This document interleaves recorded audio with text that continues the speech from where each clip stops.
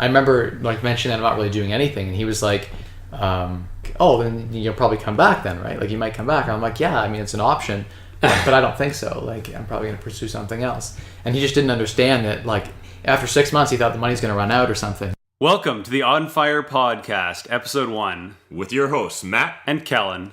We aspire for this to be a weekly podcast where we discuss topics like financial independence, life hacking, frugality, minimalism, and living within your means. And if you want that aspiration to become a reality, we need you guys to like, comment, and share this podcast.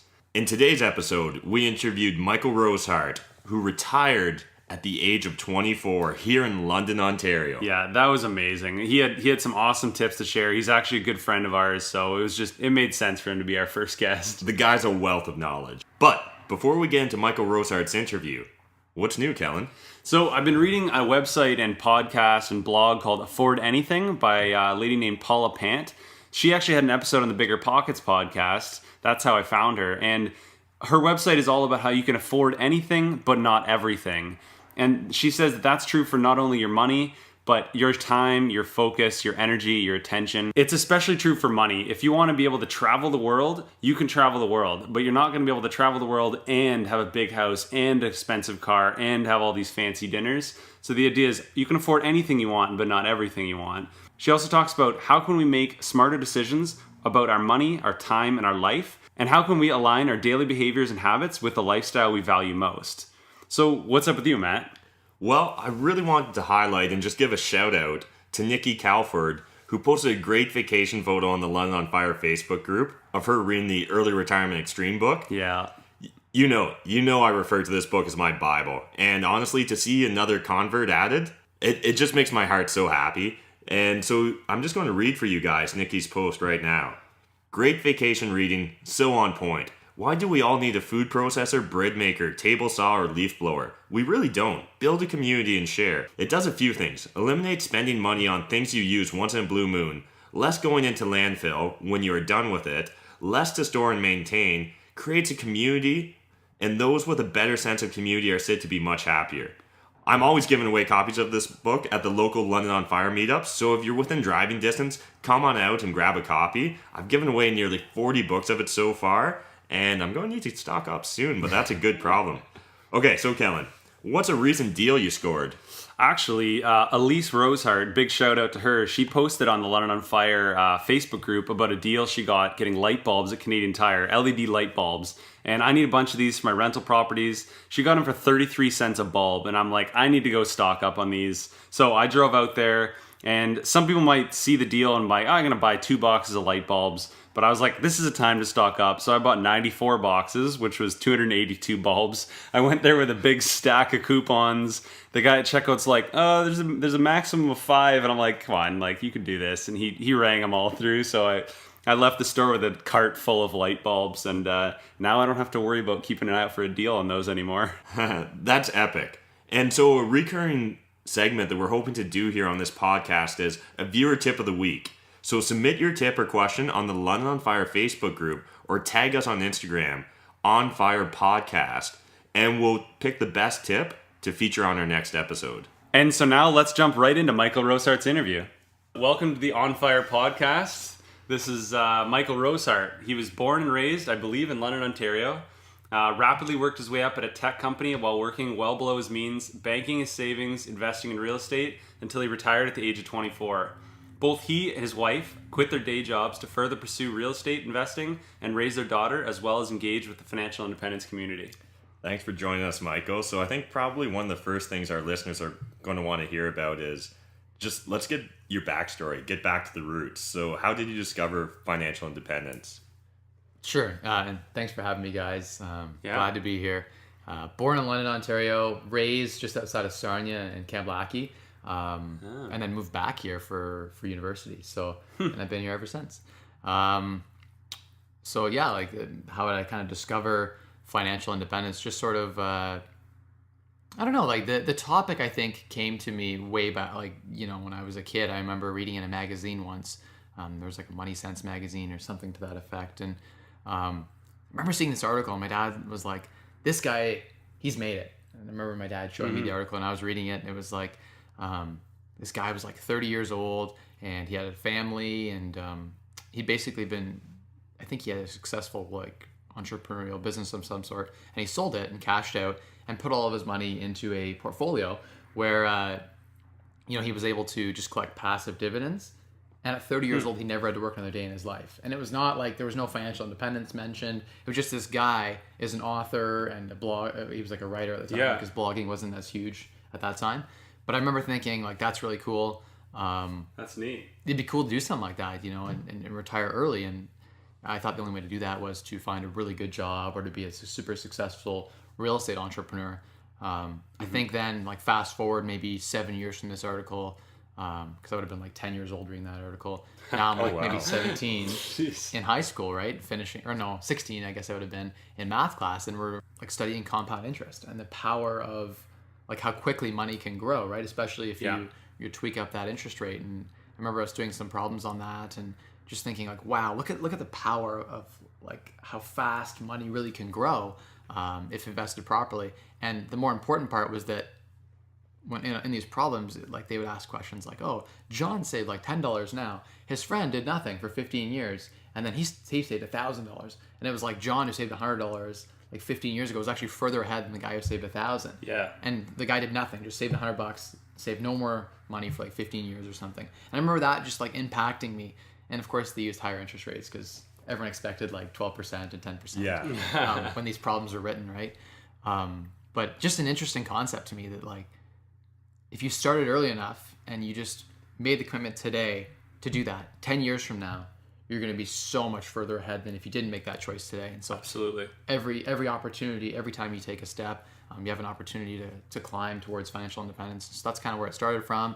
And then really the topic of financial independence, the first time I kind of heard those words, I think, maybe I was 18 and I started reading, there were some bloggers in the space, and then it kind of led to me discovering Early Retirement Extreme. Was kind of the first person that I'd read that was like, wow, this person is speaking gospel to me, it feels like. And Matt's a big fan of Jacob Lundfisker. Yeah. Jacob's awesome, yeah. I've always referred to ERE, the book, as my Bible. So yeah, absolutely know where you're coming from there. Just amazing seeing what he did. And he breaks it down in 5 years and just really made it simple and understandable. Yes. Oh, I agree 100%. And how many people that like read that blog are going to actually take that to heart and actually do that, right?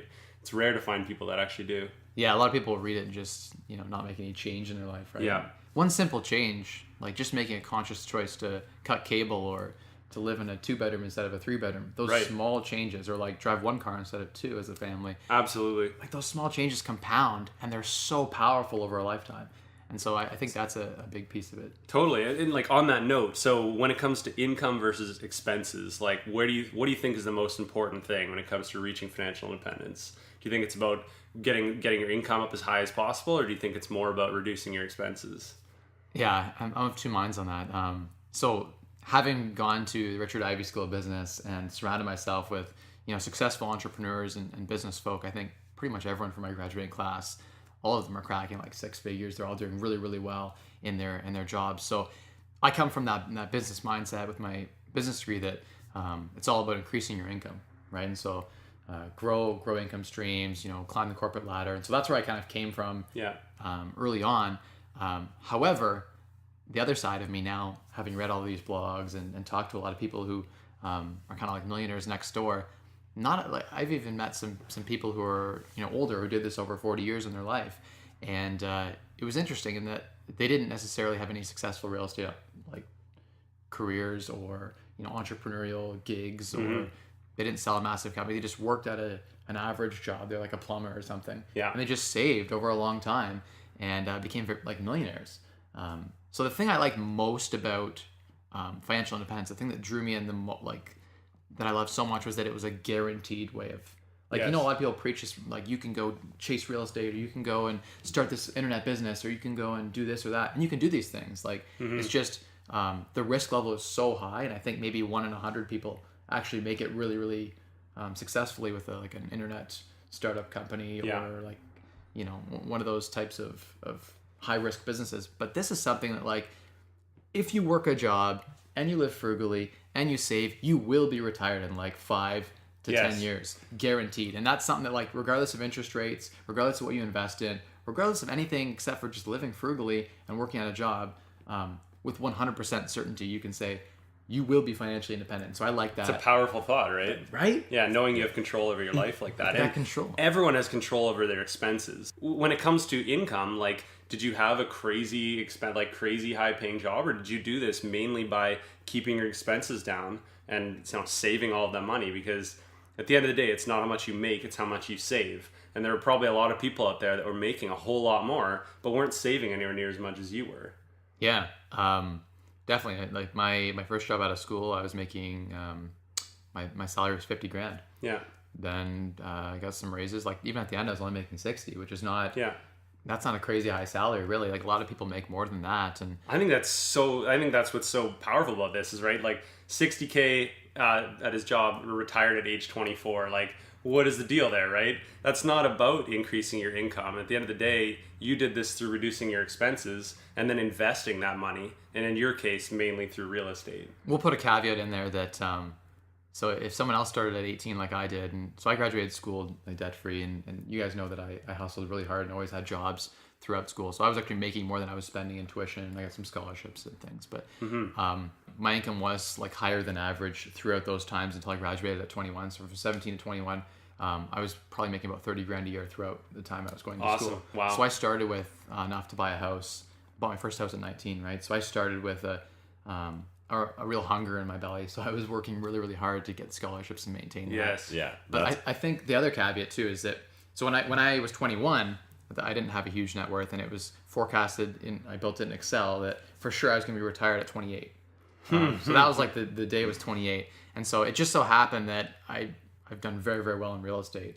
And so you can't maybe replicate those returns for everyone. Not everyone wants to put in that But amount by of work. 28. But by 28 for sure. Like if I did nothing, no real estate investing at all, and got like a 6% rate of return, 28 I'd be FI. So there's I combined multiple avenues to get to financial independence even quicker, but I would have been financially independent regardless of any That's awesome. outcome. Yeah, So that's the kind of that's powerful really piece. awesome. And so I think you've probably enticed our listeners a fair bit with your whole story of being retired by 24 and guaranteed by 28. So paint us a picture. What's your living situation look like? We know recently you went through a bit of a downsize. Yeah. So currently I'm living in a rental property. Well, it's my house now, but it was a rental property for me. It was a property that I duplexed myself there, and it's got a 3-bedroom bungalow layout on the main floor, and then a 2-bedroom basement apartment with a separate entrance off the side of the driveway there. So we get the backyard is the agreement, and in our backyard we have a little tiny house that I built. So that's what I call like our tiny guest house. That's awesome. It's super awesome. Can't wait to get a toilet in there, so it's like Airbnb potential. So follow me when I try an Airbnb it. I put it up last night actually for 28. Really? That's 28 awesome. bucks, and the first person that stays gets 25% off. That's awesome. Gotta get some good reviews built up. That's the key, right? So discounted in the beginning. And it's clearly not about the money. Like, this is just about doing it, right? It's just a cool experiment, just right? a proof of concept. Yeah, so I'm living in this, it's 1,000 square feet. We have a nice 3-bedroom house, little pantry with a sliding barn doors, some cool accents. I really like the place, and I'm happier in this house than I was in my previous situation, which I'll talk about a little bit. We in 2014 put a deposit on a lot. We wanted to build our dream house. And we're like, oh, this is, we're gonna have we were planning to have Emma before Emma was born. We thought we're gonna build this dream house. We're gonna build this dream life, and it was a 5-bedroom, 4-bath house, 2-car oversized garage, great neighborhood. Just everything, it was super modern inside, like the 9-foot vaulted ceiling and the. Feel like, was that something that made you happier, that you think, while you were living in there? No, so that's what I was going to touch on, and why I made the choice to downsize in this year. Actually, just finally sold in June. We made a conscious choice when we built it that we were going to build it and always have an exit opportunity, because I watched my dad build a house and pour in all of his unique details, such that what you find is that you can't really resell it for what you bought it for. But if you make only investment decisions, so you don't customize it to the taste of yourself, you leave it generic and think, will this add resale value, will this not add resale value? And so we made a conscious choice to build the house that would sell for more money. So we were lucky enough to cash out and make a good amount of money. It was really nice to be able to downsize, because living in a house that size, I would spend like 5 hours on a Saturday just cleaning it, right, with a lease. having like 4 Yeah. or 5 bathrooms to clean is just a pain. Well, I don't even think you mentioned that in this house you're living in now, it's not only smaller, but you have tenants in the basement paying the mortgage, right? Yeah, exactly. So we rent out the basement, and we're living on the top level, the main floor. We're really happy living mortgage free. In fact, the tenants pay 2/3 of the internet because they wanted an expensive internet package. They pay like most of the internet. They cover all of my mortgage and my property taxes. So I'm literally living there for utilities. Yeah. That's sweet. That is Like, sweet. Yeah. That feeling. I wake up in the morning. I don't care. Whatever's happened in the day. You feel good because you know you're living for free. And Yeah. to give listeners some more context here, we're shooting this podcast right now on a property that I own, a duplex where I also live for free. So I have tenants on the other side that pay my mortgage, property tax, and insurance as well. And that's a common theme amongst many people who are either financially independent already or are shooting for it. It's about reducing your living expenses because that's generally your most expensive part of your budget is like your mortgage or your rent. If you can cut out 6, 7, 8, 9, maybe well over $1,000 in certain cities out of your monthly budget, like that's going to get you to financial independence so much sooner. And especially if you're planning on doing that into retirement, finding a duplex that maybe has a nice like a large unit. It doesn't necessarily feel like you're living with other tenants. You have your own unit by yourself and very separate from the rest of your tenants. That's how And ours so feels. if that sounds really enticing to any of our listeners, and this is kind of a new concept for you, what you're going to want to Google right now is house hacking. Yes. That's the term that's used throughout the fire community House as well as hacking. the real estate community, house hacking. So If make you sure you can't buy dive a into house, that. join in our London on Fire group, and you can see I made a post a few months back on rent hacking, I called it. So if you don't have a down payment, you say, oh, you know what, I'd love to house hack, but I don't have 30 grand to go put a down payment on a house, or I don't want that responsibility of being the buying a house and having a mortgage and stuff. You can make the choice to house hack, right? So you go rent a 4-bedroom house from a landlord and say market value is $1,200, and rent out 3 of the rooms, take the smallest room, and potentially generate more than the rent that you're paying by charging your roommates fair market value for each bedroom. You love take it. on the risk, but at the end of the day, I think it's great from that perspective. As long as I'm not the landlord, I'm happy. Honestly, like if someone approached me and I like to say I was renting another bedroom. Yeah. I have a property I do that with now, and they said, hey, I'd love to rent this house. I'll take $300 off discount, but I'll take the whole house instead of rented by the room. Right now, I would sign a lease. Yeah. And and I'm like, you're responsible. You give me first and last month's rent. If you want to rent it to your friends or whatever and collect rent from each room, power to you to sublet that. Yeah. I would do that, and I'm a landlord of a dozen properties. Yeah, so yeah. If you get a good tenant people that will can manage that. take that and do that. So there are opportunities. That's the first thing, right? So if you want to become financially independent and you're just starting on this path right now, so if you're listening, you're like, I would love to become financially independent 5 years from now. Where do I get started? Yeah. Take a look at where you're spending, right? The first place is probably going to be your car. First place is going to be your housing. Second place is going to be your transportation. Third is going to be like food, Consumables, spending, like eating out, that kind of thing. Yes. So it's just focusing on those big areas and making those conscious choices. And maybe you start rent hacking and then eventually go buy a duplex and upgrade your lifestyle a little bit, and then buy even nicer duplex and live in the nicer unit like I do and rent out the lower unit. That's some of the best advice I could think of. Yeah, exactly.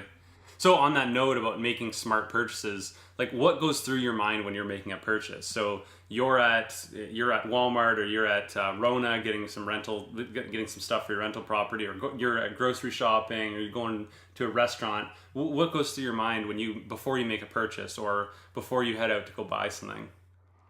Yeah. So for me, it's always about value, right? At the end of the day, I try to find and buy things that are of value. So I don't like to buy cheap items as much as I like to buy items that are going to last, because it's all about I look at something at the life of the item. You take the cost of the item divided by its life, and you get basically a certain average cost of that item. If you buy a cheap item and it only lasts a year, maybe you save $5-10, but the value isn't as good as buying like a nice pair of shoes or something. It's sometimes worth it to invest in quality items, but the first question you have to ask yourself is, do I need this item? And then like right now. Yeah. And then if yes, then where's the best place I can get this item from? And so often I'll open up like my Flip app, which is a great app I love to use. You can just search an item like lettuce, and I'll bring up everywhere the lettuce is on sale. Other times, I'll just do a quick Google search. If I'm going to a restaurant or something, just check, right? A lot of people just don't spend 5 seconds to go on their phone and see, hey, is there a promotion I can get in on? Is there a club I can join? that'll give me, $10 off my meal or something. Interesting. So we're going to switch gears a little bit and jump into what's going to be a reoccurring segment here on the On Fire podcast, and that's spreadsheet junkies. So there's people that track their spending and there's people that track their net worth. Which are you and why? I'm definitely a net worth tracker. I just don't have the energy to track my expenses. It's very tedious. It's a lot. In the beginning, I can see the value in it, but once you've audited yourself once and you know roughly, like I know what I'm spending without even tracking it. I could probably do a budget that's within a couple $100 just off the top of my head, right? Definitely net worth junkie. I get a lot of, there was a study I read once that psychologically that the best way to spend your money is to not spend it. People get the most happiness from looking at an investment account or a bank account full of money. It actually brings more psychological happiness than buying a thing with that money, or even an experience with that money. Well, I think that there's somebody who said too, for scratching the itch when it comes to buying investments or buying real estate. Yeah. Like you honestly, sometimes you get so sick of spending money that you stop. You don't want to spend money on yourself anymore. You've just purchased another $1,000 in your like ETFs or that kind of thing. There's something to be said for scratching that itch, and tracking your net worth is a nice way to keep track of everything at a high level without necessarily having to dive into all the minutia. I often, like when I do my goal setting at the end of the night, every night I do a bit of journaling and goal setting for like 5 or 10 minutes. And I usually do it on paper, but I'll log in my computer to facilitate this journaling session, and I bring up my net worth statement and I look at all of my assets and look at all my liabilities, and it helps me focus on these are the debts I want to pay down. I borrowed a lot of money to buy properties and things like that. But and then these are the assets that I'm working on. Here are my goals for the future. And so I just find net worth is a way that I kind of benchmark my success around how well I'm saving. So another thing that we want to do, kind of another reoccurring segment, is like, what's a guilty pleasure of yours? Do you have a guilty pleasure? If you have one. Yeah, I have guilty pleasures. A big one for me is Haagen-Dazs ice cream. You knew I was going to say that. I did. Yeah, Haagen-Dazs ice cream is a big one for me. I always buy it on sale, so like I'll find it for like $4.98 or $4.77 or $4.44, and I'll price match it, 10% student discount. So I'm doing my best to optimize the purchase. Yeah, I'm big. People know I'm big on optimization. Yeah, like everything I do, I try to optimize, and it's to my detriment sometimes because I get home at 11 o'clock at night trying to optimize this stuff. But guilty pleasure for me is Haagen-Dazs and potato chips. I get like 97 cents for a bag of potato chips at Walmart. So those two are my guilty pleasures. Yeah. Used to be gaming for me. I don't game much anymore, but I'd like to get back into that. Interesting. It used to be a guilty pleasure of mine to buy video games that I liked or that kind of thing. So. Interesting. And then so let's talk about biggest mistakes. A lot of people constantly fear on their journey towards FIRE about making a mistake that's, I guess we often have a tendency on dwelling on the negative, right? And we don't want you to dwell, but share one of your experiences where maybe you didn't act in an optimal way, or something that you kind of look back on and think, maybe I should have done that differently. There's a lot of those in my life. I've made lots of mistakes. Part of the experimentation. So you can make mistakes and yet still retire by 24? I think a lot of our listeners will love to hear that. Yeah. So what are some big financial mistakes you've made? Going to the Richard Ivey School of Business. No. Shots fired. Don't let any alumni hear that. Cut that out. They're going to take my Ivy ring from me. No. So, I think that it takes a certain type of person to benefit from. Don't get me wrong, the education, fantastic. The case study method of learning is world class. The education I received there was better than the education I received at Western, like at least 2 or 3 times. But the cost, so the tuition was like $26,500 plus books every year, whereas Western was like $6,200. How many years is that? 2 years, right? 2 years of the high expenses, yeah. So it's like an extra, basically like $50,000. And you look at the opportunity cost of that money, right? So over like 30 years from now, that $50,000 is like $500,000 or like $1 million, and that'll be a lot to save when you're 50. Several years of your working life. Now it's justified because you start off making. If you look at all the salary reports that Ivy pumps out, their graduates are doing 30-40% better. In 20 years, their graduates are doing 200-300% better on average. So for you, the reason that you kind of see it as a mistake is because you didn't necessarily want to pursue that goal, that in your life, right? Bingo. You decided I wanted to go and like double down on real estate, and this education isn't necessarily what you needed to do that. For people that do want to go into business and want to start like become entrepreneurs and maybe work in companies and work their way up, having that education might be valuable, but if it doesn't line up with your end goals, then I ran the numbers, and if I just went and got like a BMOS degree at Western, which is like the business management at Western as opposed to going to Ivy, probably could have got a similar paying job. Like I probably would have stayed at KPMG and taken the offer they would have made me, right? And did the accounting stream and finished up and got my CA, which is now the CPA. That's probably what I would have done, right? If you follow that scenario, and I would have been 50 grand ahead that I would have invested right at 21, right? So, or I even paid the tuition probably at 20. So I would have invested that additional income, and it would have been, if you follow my track record through real estate, I probably would have done about 4 or 5 times on that original capital. So I could have had like 200 grand right now. Did I get 200 grand of value from Ivy? It's hard to say. If I had worked a long career, like you were saying, the payback is for sure, like, right, guaranteed many times over. But for someone who doesn't want to climb the corporate ladder, as an entrepreneur, for someone who's retiring early, investing a lot in even in like a post-secondary education at all, can be a bad financial mistake. That doesn't mean it's a bad mistake in general if you got a lot of good experience out of it. I think, yeah, like there's definitely education that can be very valuable. Some of the things that come to my mind are things like computer science. If you want to become a programmer, getting a degree is really valuable to a lot of those kind of companies. Not necessary, but usually quite valuable. Obviously, if you want to get into healthcare, nursing, any of that kind of stuff, like there are definitely fields where education is imperative. But there are definitely degrees out there that aren't necessarily going to bring you a lot of value. So I can see how, if you want to become an entrepreneur, like maybe you could rethink what it is you want to do when it comes to your education. Absolutely. I think the key is just not falling into the default assumption that law society has that more education is always better. Yeah. I think that's the big takeaway from this, and I think that's why we're seeing certain things like a resurgence in the trades or where they're getting more respect. Yeah, personally, I found a lot of value from my education. I did a 4-year computer science undergrad. It got me into a job where I was making pretty decent money, nothing crazy as well, but it got me into a position where I was able to save, live frugally, and then start investing further from there. Could you have, and I run this scenario myself because I have a friend back in university, we used to argue about these things like whether an MBA was worthwhile or, what's the difference in going to trades, taking a co-op in your last year of high school and then basically having a year experience and going into a trade versus going to university, right? And you have to look at the opportunity cost. So the trades part, if you run the numbers, like 99 times out of 100, the tradesperson actually wins financially. Because they have that huge start, right? So if you run the numbers and it looks like, let's say you're making 45, 50 grand a year, which is like 20 something dollars an hour in a trade, which is pretty reasonable for a plumber, electrician, and like any decent trade, even carpenters.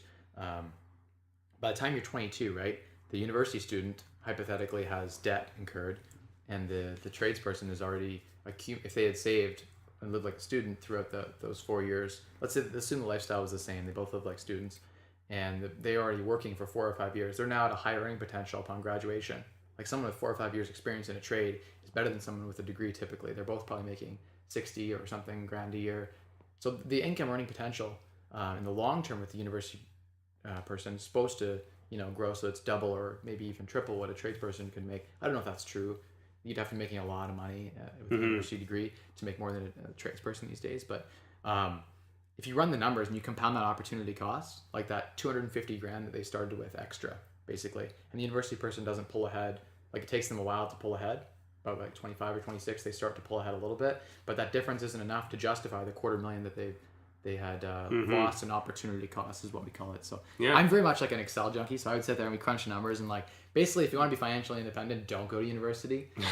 If that was your sole goal and you didn't like whatever job you're going to do, like for me, I didn't enjoy working in tech as a consultant. There was no job really that was satisfying for me. I wanted to be financially independent. That was my goal. So what about when it came to your family and friends, like what did they think when you started talking about FIRE?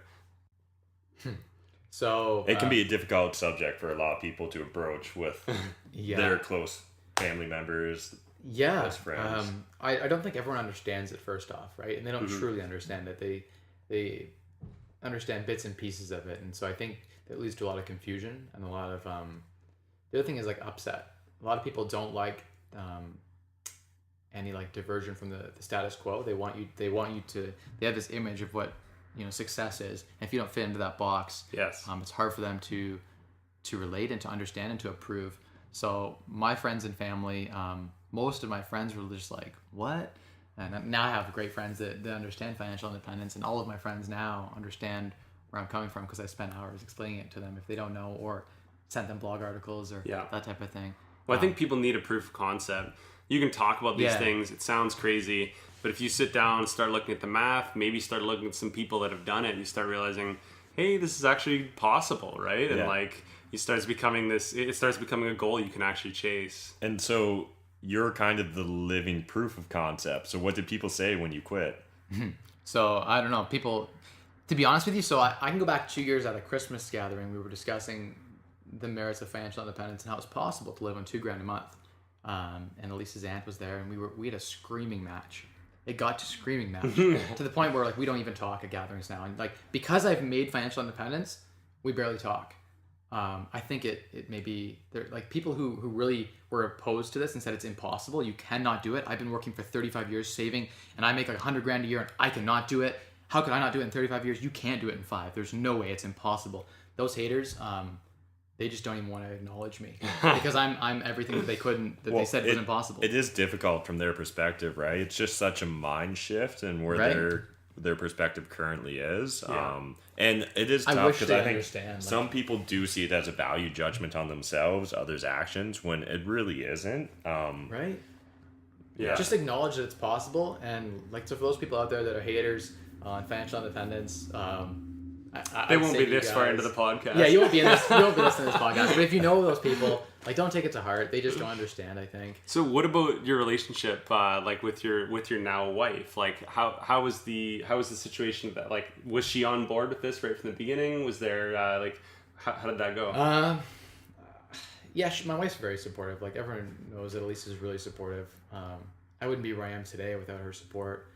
There's been a lot of nights where I pushed to like midnight, right? Just going hard, grinding the side hustle real estate on top of the full-time job. So super supportive in everything I've done. She's right there with me. Same thing is true with financial independence. In the beginning, I think it was hard for her to wrap her head around how it works, right? Just the number side of it, because she's not really a quant heavy type of person. What was it that convinced her to jump on board with you on this? I think the idea that, and I would position it in ways that align to her, right? So, for instance, she really enjoyed horseback riding. I could position to her that, hey, look at this life we could build for ourselves, and how much happier we could be if you had more time to do this, if you didn't have to be working. Or there's an awesome trip to go on. I'm like, imagine if we could, instead of going this really expensive 1 week trip, if we just saved for a little while, delayed it for a year or two, and went for 2 months. Yeah. This awesome And I can imagine the ability to raise your daughter without having to go to the 9 to 5, both of you, right? Like, that's gotta be. Yeah. So that came on later. We weren't that serious in the beginning when I was chasing financial independence, but once, when we were married, we got married in 2014, and we've been together 8 or 9 years, high school sweethearts. So, I should know that, right? I think it's 9 years. 9 years this November. But anyway, I think she liked the idea. When we got married, we went heavier into the fire. I really cranked up the savings rates, and I made decisions to work really hard. I was like, I want to achieve financial independence now. I was 22, and I'm like, I want this now. Yeah. I'm a year into working, and I hate it. I'll do anything to get out of this. And so it's really awesome if you have a job that you don't love.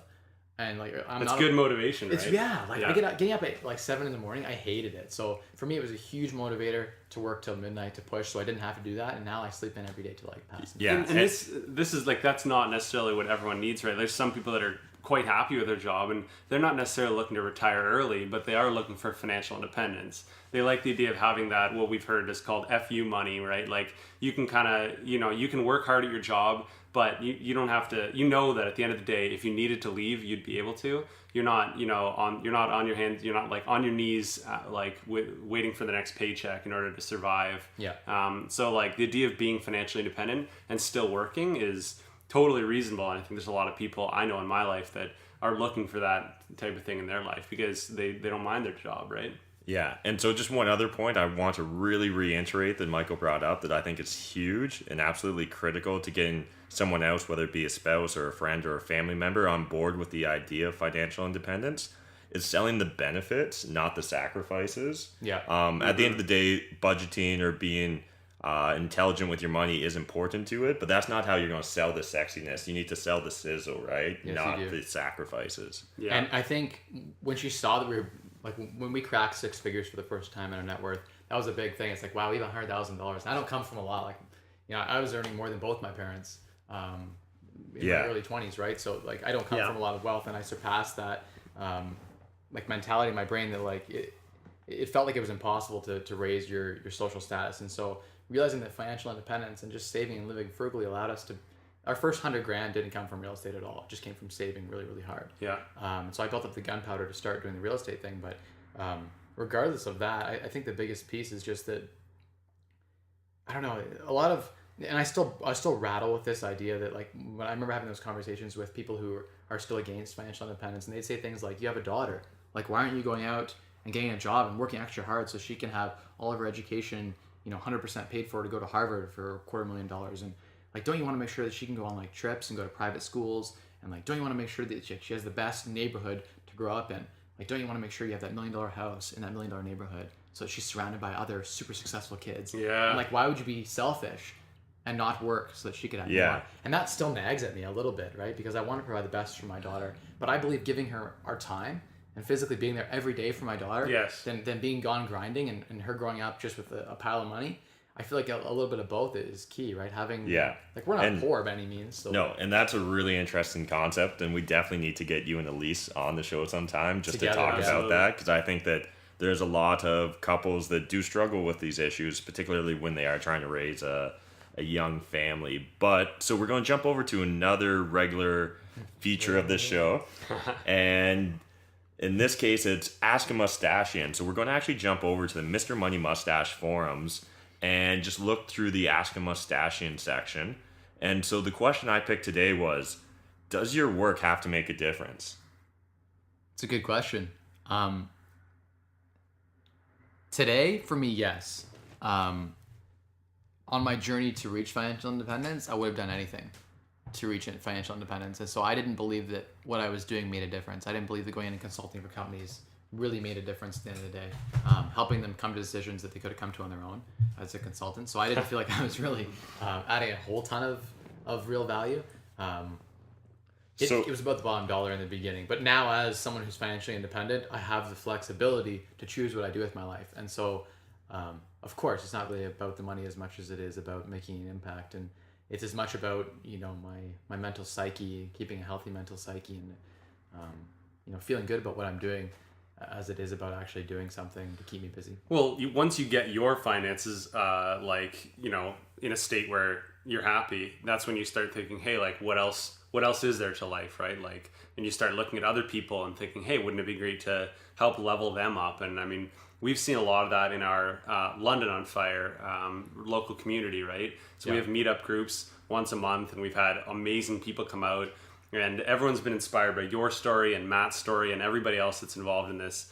Yeah, I think it's a good point, right? In that, like, a lot of us, once you reach financial independence, you get it feels really good, and you get a lot of value from helping other people by mentoring them. Everyone should have a mentor. Everyone should be mentoring. Actually, I was having a conversation with Dylan the other day about happiness, right? And when you get into financial independence and you're not really working as much, and you have a bit of time to think through, you know, things and take a minute to breathe, you get into some dark places, and you really start thinking about, like, the philosophy and the, you know, what is the meaning of life and these types of things. So I spent a lot of time thinking about that more recently and talking about happiness, right? And yeah, I absolutely know where you're coming from, and I even did a video on my YouTube channel about the dark side of financial independence. And I completely understand what you're saying, and yet it's still, at the end of the day, it's a quality problem to have, right? It is where you're really diving into the human condition and trying to really determine what do you want to do with your life, and not have that just be an answer for a job category, but an actual philosophy towards life. Yeah. It reminds me, I mean, we talked about this kind of in our pilot episode of the London on Fire podcast, and we talked about the board game that we went and played called Cash Flow. I think it was called Cash Flow. I need to play this game. Yeah, and like the idea of identifying what your passions are, and like what your real goals are in life, versus just versus just like, how are you going to make money? How are you going to get to that financially independent state? Because a lot of people will get there and then go, now what? And I think it's important that along this journey, figure out what it is that's motivating you and what it is you want to be spending your time on, and what your real passions are. I think like another piece, the point Dylan asked me a question about like my level of happiness. He's like, are you a lot happier now than what you were? And it was a really interesting question because I thought about it and I thought, you know, yes, the freedom has made me happier, but, and he's like, what was the mark, like what was the reason that you were happier? And you know what, it didn't come down, it wasn't even really about the financial independence as much as it was about the community. 2 years ago, I was grinding the same as I was, you know, a year ago. And a year ago, I started meeting all of you guys, right? Yeah. And we formed this community of people who are also chasing financial independence, who value frugality, who value all the same qualities that I have in my life, right? And all those pieces that are in my life. And that support network is so huge. I remember being so alone a year and a half ago. So if you're just stumbling on this and you're alone where I was 2 years ago, and you just knew you weren't happy with your job, you didn't know what the answer was, you found these guys online, and that was sort of your community, right? I had this book that I would read, you know, Early Retirement Extreme. Your community is on a computer. But yeah, like for me, and I believe for Matt as well, finding that community just absolutely changed my life. Yeah, me too. Just having people, first of all, to vent to about what your problems are, talk to them about your goals, just watching what they're doing and getting inspired by it. Yeah, the words can barely describe it, to be honest, but if you haven't found your tribe in person, don't be afraid to go out there and try and create it. Mm-hmm. You know, at the end of the day, that's how London on Fire came together, was just a couple of guys deciding, like, there's more of us out here. Yeah. We just need to raise a banner. Yeah. And I can't believe the number of people that come out that are like, I've been doing this alone for years, or like maybe a year or multiple years, and they're like, I'm a big fan of Mr. Money Mustache, but I've never met anyone else that thinks the way I think, and everyone in my life thinks I'm crazy. And then they come out and they meet other people that are like-minded, and it's just when you've had the strength to keep pushing through that period of loneliness, and then all of a sudden you're met with a group of other people that are on the same page, the momentum that you've built from all of that pushing, now you have all these people pushing with you, like you just see massive acceleration. So if you don't have a community in your, if you don't have a local like financial independence community or friends that are on board with you, start your own, or reach out to us, and we'll be happy to talk to you about how to get that kind of thing started. Or if you're in London, definitely come out to our London on Fire meetups. Absolutely. So I guess in summary, what we're saying is your job doesn't have to make a difference. You can find meaning outside of it through a community. Yes. Yeah. So another segment we wanted to do is hop on over to the Financial Independence subreddit, and on their daily financial independence discussion thread, somebody said, "Today's my day. I'm downsizing from a one bedroom to a two bedroom and taking on a roommate. I'll save about $600 a month and increase my savings rate by over 10%. What are your thoughts on that? I find it's interesting that they're downsizing from a one bedroom to a two bedroom. So they're upsizing, but they're taking a roommate. Yeah, true. So they're going from living by themselves to shared. No, I just find it interesting they use the word downsizing. They're downsizing their expenses, but probably upsizing the amount of square footage that they share now. Sounds like a win-win. That's a win-win to me. Yeah, exactly. That's awesome.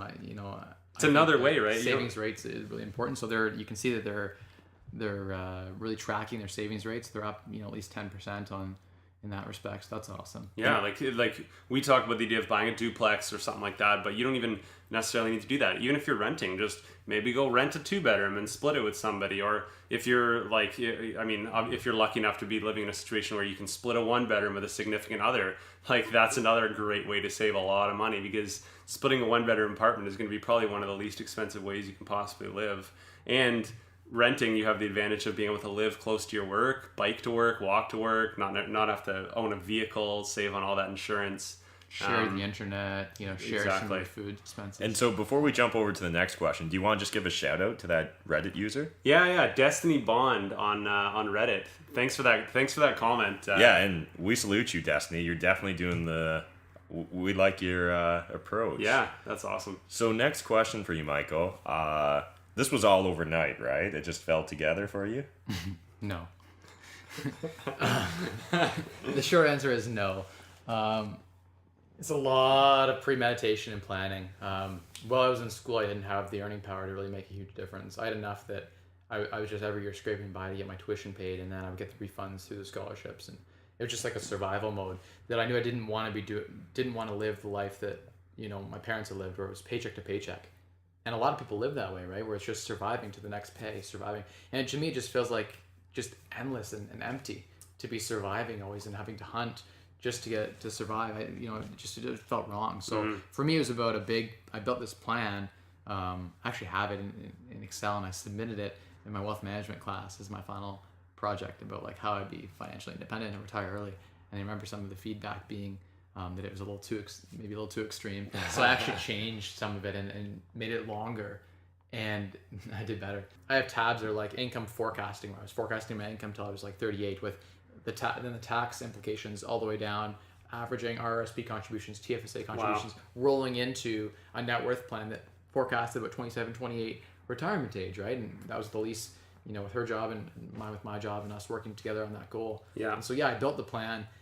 It didn't happen overnight. The plan was it was going to take, when I built the first Excel, I think the first iterations or the first versions were 1 or 2 tabs, and by the end it's like the one I have now is like 35 tabs. If you guys take a look, it's all interconnected, and like a lot of it's broken now because I've just done a lot of work on it over time. But yeah, so did it happen overnight? Definitely not. I think that segues really well into Kellen's next question. How did you know that it was time to quit your day job? So when you're, I guess the right answer is that point at which your expenses from your portfolio safely for the rest of your life will cover your current or desired living expenses. Ideally, your desired living expenses. So as soon as you reach that point, you're technically financially independent, and that's when you're supposed to know. But there's no easy way to, like, there's no, let's say that day was like January 3rd or something. You're not just going to go in and be like, peace, right? Because you have relationships, and you know a lot of people at your work, and I mean, you must have struggled in your mind at least for a while, and thought definitely. Like, when am I going to do this? When is the right time? Like, how am I going to approach my boss about this? All that, like. Yes. And so, how did you approach your boss? Yeah. So it was one of those things where it was kind of out of left field, but like, I don't know. I just sort of. What did you say you were going to leave to do? Like, I didn't really even say I was pursuing financial independence because I didn't think they would understand. So I didn't even bother really giving them the full, like, and I had worked up this speech in my mind that it was like, I'm so done with all the things I didn't like about the organization, all the times where I like bit my tongue, or because I needed my job to support this goal, right? So there's a lot of times where I wanted to throw in the towel or when things got crazy, but you persevere, and I think that I didn't think they would understand the whole financial independence thing. Like they still expect that I might come back, like. I remember like mentioning that I'm not really doing anything, and he was like, he had said something along the lines of like, oh, then you'll probably come back then, right? Like you might come back. And I'm like, yeah, I mean it's an option, but I don't think so. Like I'm probably gonna pursue something else. And he just didn't understand that like after 6 months he thought the money's gonna run out or something. So yeah, I mean it's hard to know exactly when that time is, and then we also get into these type A personalities who've reached these financial independence places. We get into this. Or I know I did anyway, where is it enough? And I worry like, will it be enough? I don't know. What if a big downturn happens and we lose half of everything, and then my daughter and my wife were all starving? So there was that fear of like, is 4% withdrawal rate sustainable? I'm like, obviously I'm doing like 20% on my properties, so I'm getting a way higher return than 4%. So I was like, yes, for sure. The answer is yes. And you could talk about Well, so I was just going to jump in really quickly. So if it turned out to not be enough, what's the worst case? You go back and get a job, isn't it? Yeah. And so I think that's so important to remind yourself, right? Is that just because you've hit financial independence, and if you did hit financial independence and decide to retire early, there's no rules, there's no retirement police out there that are going to disbar you from ever earning active income again. And we can often get caught up in our minds because we've set this goal, right? This end post. And once we get there, we don't want to ever have to run that marathon again. But if it turned out you had to run a really quick, another 100-meter sprint, you could still do it. Yeah, I think there are a lot of people out there who live semi-retirement. I've even met like people who are like who work seasonally. They work 6 months a year and they take 6 months off every single year. Yeah. They have many vacations and Well, you the see these 4-hour people- work week talks about mini retirements, right? So, Yeah, Tim Ferriss. they'll go away for 3-6 months every once in a while and live in another country, like living, especially the idea of like earning US or Canadian dollars and then spending it in pesos or whatever, right? Yeah. So, were there any regrets that you had when it comes to quitting your job and retiring? No regrets at all. At the time, there were a lot of things like I'm going to regret this, or you build this fear mentality that like, I'm making a mistake. If I throw this away, will I be able to get this back? And since I quit my job, I took on a lot of real estate projects. But I've made, just by freeing up my calendar of that 50-hour week, I've made like triple what I was making there. So like it's just weird that someone with financial independence can quit their job and make triple just by freeing up their calendar. Probably more than triple, maybe even now, depending how these flips sell. But yeah, I mean, it's one of those things where sometimes it's unpredictable. You don't expect this to happen, but you just things fall in your lap and you work at it. Yeah, and so Kellen and I know this already, but so once you left full-time employment, you did jump into a lot of real estate projects, but then they're kind of wrapping up now. So now you're starting to take vacations. What else are some of the other passions you're hoping to kind of chase now that you're actually financially independent? What are you hoping to do with this free time? It's a good question. I don't have a perfect answer, but right now there's, I have passions around things like financial independence, right? And I'm an Excel junkie and I love helping people. So a big piece of what I want to do with my life is help people. I don't know if that's being like a financial advisor to people. I don't love the idea of like selling commissioned like mutual funds, MFs. And like taking some of that MER, it just feels wrong. But when it's the exact opposite of what right? got you to where you are. Yeah, and I don't agree with the industry really, the way that they're going about it now. I do believe in fee-based advisory. So probably one piece of it is going to be helping people achieve financial independence, understand and respect it. I'm big on like the living frugally. I'd like to live like, let's say someone who spends 40 grand a year. I want to replicate that lifestyle for 24. And it's totally doable by making a couple small choices. Like you can live in the identical house, like drive almost identical car. Just be a little bit more frugal in like how you obtain your insurance, or just shop for things a little bit more frugally. So it's all about I think sharing in what I've kind of uncovered with people. Do you want to share a couple of tips then for our audience, seeing how you're in a sharing mood? So what's a tip that you'd like to share with the On Fire audience? Sure. There's a lot of little tips that I could share, but one of them I'm going to share is yesterday. Again, I'll start with a story and then I'll explain what the tip is. So yesterday, we sold one of our properties, the flip that's been trying to be sold for so long now. It's sold multiple times and never closed, but it finally closed. It's like 6 months of waiting for this thing to close. Finally closed, and we wanted to celebrate. We're like, this is awesome. We're gonna pay back our line of credit. We're gonna pay back some people that we owe money to. So we're gonna celebrate, right? And most people will just say, let's go to like the keg and just live it up and enjoy it. What my tip is before you're gonna go somewhere, like we're like, where should we go? Eastside Mario's, Jack Astor's. There's a few places on the way home. And we hadn't had Jack Astor's for a while. So we're like, oh, that's an awesome place. We'll go there and have a nice meal there. And I'm like, oh, well, let's just go online and see where the coupons are. You said Mario's, Jack Astor's. I do a quick search, Jack Astor's. I'm like, oh, the VIP club. If you spend $25, you get $10 off gift card. And if you're celebrating something there, you also get a free dessert. So we combined both offers. And we got a free dessert. And two of us ate for $25, got $10 off. So it's $15 for us to go out with Emma. And we shared some of our meal with Emma as well. And we left with leftovers and dessert. So, you can go out and have a really awesome dinner. And I'm sure the people next to me spent $100. I seen them ordering nice drinks and a bunch of nice meals. And I'm sure they didn't have a coupon. So an example of something you can do to live, like I'm sitting there next to you at Jack Astor's, enjoying the same experience, Joe X is, Joe Blow. Yeah. And he just spent $100 and I spent, tip and everything in maybe $20. To enjoy the same experience. So it's all about, for me, it's about value. I really appreciate the value. I don't want to sacrifice. Like I don't want to never go out to eat. That just sounds terrible. I'd like to go out to eat, but just do it more in a more frugal way. Yeah. So that's a nice little tip. Is just find the frugal way to do something, and I apply that optimization to everything I do. I try to optimize it. If I'm driving somewhere, like I'm like here today, I was on the way to a property, and then on the way back, I hit this up. So I try to just plan my trips and just be really efficient with how I do things, and that mentality. That's something that a lot of us in the fire community love. It's just being efficient with resources, right? Yes. Yeah. So basically, we want to thank you, Mike, for being on the show. Before we wrap up, were there any questions for the audience that you'd like to ask? So this is your opportunity. Just ask our audience anything you'd like. So something I've been thinking about a lot, and it's something I'm still struggling with, and I don't have an answer for. But what do you do when you get to that point where, so let's say you've built financial independence for yourself, right? And you've got that guaranteed 3.5% or 3% safe withdrawal rate type of net worth that can provide safely for your family at your current spending level. You don't know what the future holds. You might want to go from having a lean fire to more of a fat fire scenario.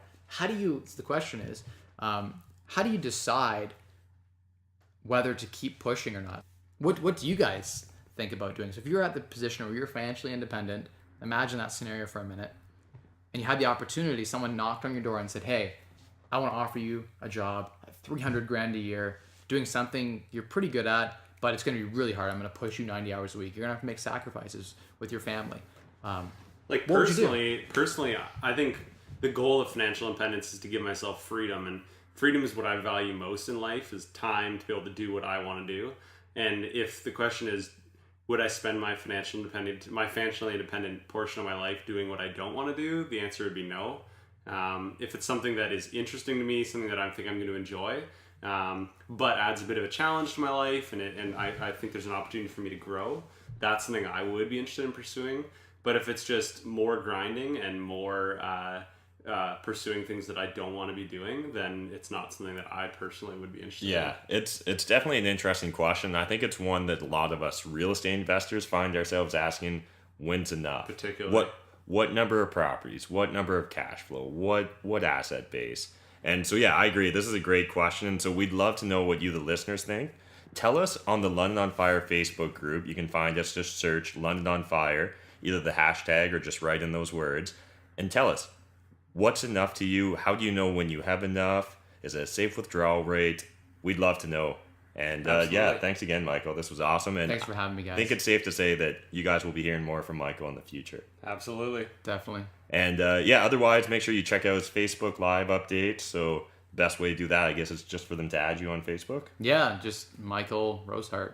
Yeah, and check out our London on Fire Facebook group. Michael posts there a lot, so do Matt and I, and there's a whole other community there that you can engage with. That was epic. I really hope you guys got value from it. I can't wait to see where he's going to be in 5-10 years, and I'm sure we'll have him back on as a guest. Absolutely. And in the meantime, check us out on the London on Fire Facebook group, or you can find us on meetup.com.